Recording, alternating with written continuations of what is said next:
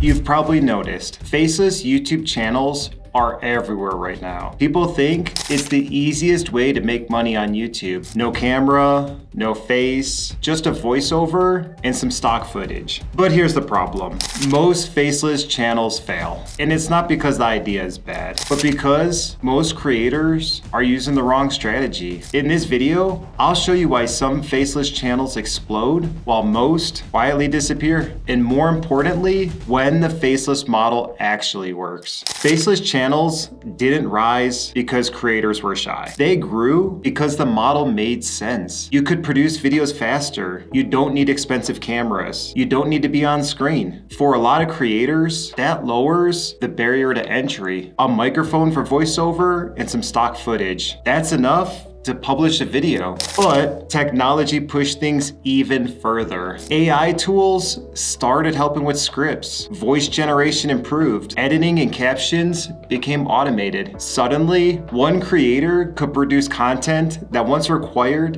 an entire team. And YouTube rewarded it. If a video holds attention, it spreads. It doesn't matter if the creator shows their face or not. So faceless content became easier to produce, easier to test, and easier to scale. But here's the problem. Scaling doesn't always mean success, because the same things that made faceless channels attractive also expose their biggest weaknesses. And that's where most creators started running into problems. When faceless channels fail, the reasons are usually very clear. It always comes down to retention. Do viewers stay? Do they keep watching? Because the platform cares about two things more than almost anything else: watch time and returning viewers. If people don't stay, the video stops spreading. And that's where most faceless channels run into problems. First, weak audience connection. There's no visible host, no personality on screen. So viewers often treat the video like a random clip. They watch once, then they move on. Second is generic scripts. Templates can help structure a video, but many creators rely on them too heavily. The language becomes flat, the story loses tension, and viewers click away. Third is unclear targeting.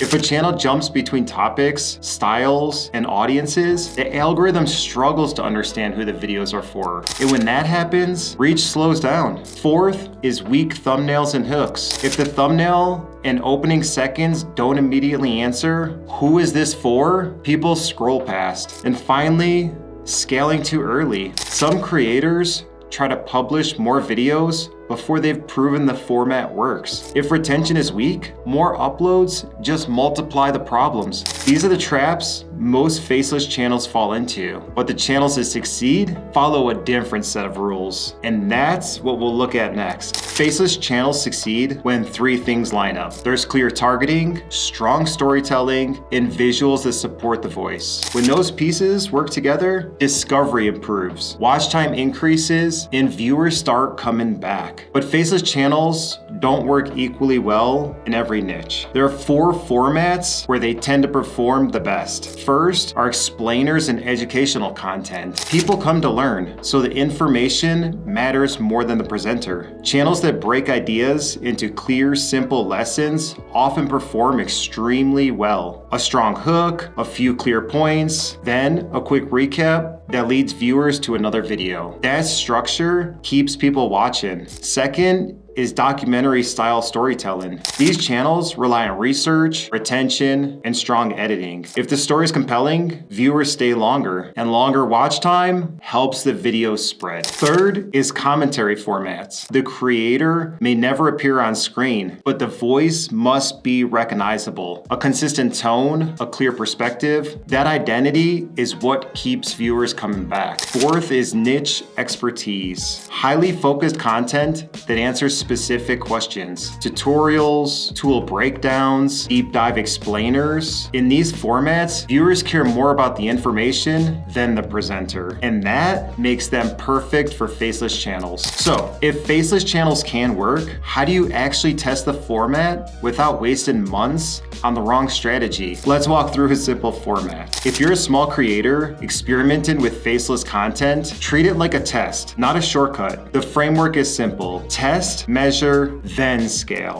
First, pick a narrow niche. Don't try to cover everything. Focus on a clear audience. For example, 3 things to know before buying your first rental property, or 3 mistakes new investors make when buying their first property. Narrow topics send clear signals to the algorithm. Your thumbnails stay consistent. Your titles stay consistent. And YouTube can then understand who your videos are for. Second, run a controlled test. Publish around 8 to 12 videos in the same format. Keep the structure consistent. Same style of titles, same thumbnail format, same video structure. This gives the algorithm enough data to understand your content. Third, measure what matters. Focus on 3 metrics: click-through rate, retention, returning viewers. If people click and keep watching, the system pushes the video further. If they leave early, reach slows down. Fourth, build a recognizable identity. Even faceless channels need consistency. A recognizable narrator,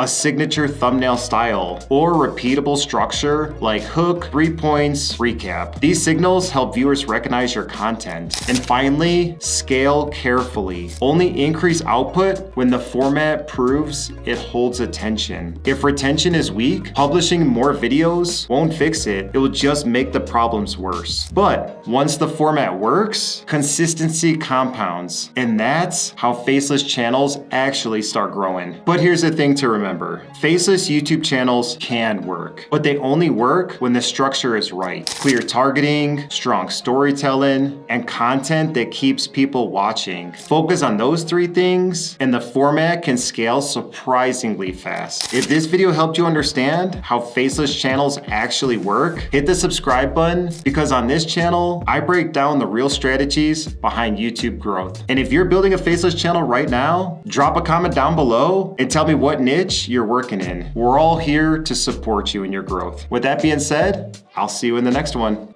Peace.